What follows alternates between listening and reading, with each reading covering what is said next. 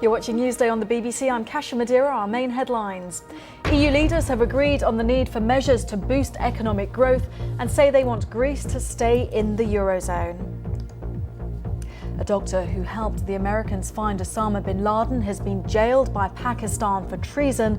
The US has said it sees no reason why he should be detained. Arab and Western donor countries have promised more than $4 billion in aid for Yemen. At a meeting in Saudi Arabia, the Saudi government pledged more than $3 billion to help its southern neighbour improve its infrastructure and security. But experts say the money won't help Yemen's severe food shortage. Well, let's speak to Patrick Skinner, who is Senior Associate at the Soufan Group, which is a strategic consultancy. He joins us from Savannah, Georgia. And Patrick, just explain to us, how close is Yemen to a food crisis? Well, I think they're already well on the way there, perhaps almost there. It's half the population is malnourished. 5 million of them require immediate aid. The thresholds have already been met.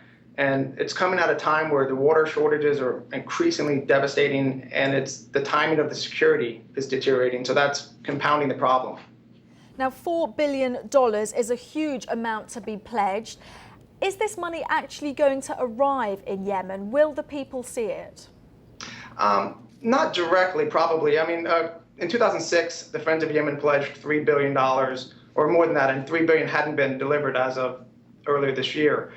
And that's understandable in a way, because donors are hesitant to give into an unstable environment. Fraud or corruption, waste, they don't want to give the money. And if there's not an existing effective network, then they're going to hold back. Saudi Arabia said that most of their money is going to go to helping the debt, currency, and then security, which is okay as long as other monies are used to the food. Well, most of a very large proportion, $3.25 billion of this $4 billion is going from Saudi Arabia. And as you say, it's talking about security. So is there apprehension from local ordinary Yemenis that they won't actually see food and water supplied to them? Yeah, if they're even aware that there was this conference, they probably don't have a lot of faith that this will be delivered in time. The local and the international aid organizations are doing tremendous work, but they face tremendous problems. And every attack by Al-Qaeda in the Arabian Peninsula or another group weakens their ability to get money and to deliver food. But I don't know if the locals even know about the conference, and it has no impact immediately on their life yet. And talking about the security situation in the country, what are the chances that Al-Qaeda operatives might manipulate the situation there, this food crisis there? Oh, I think very, very high. They crave instability, and if they have a chance, just like happened in Somalia, if they can control the food aid, then one, their own supporters are fed, and they can use that as leverage and create more supporters and then punish people that are opposing them.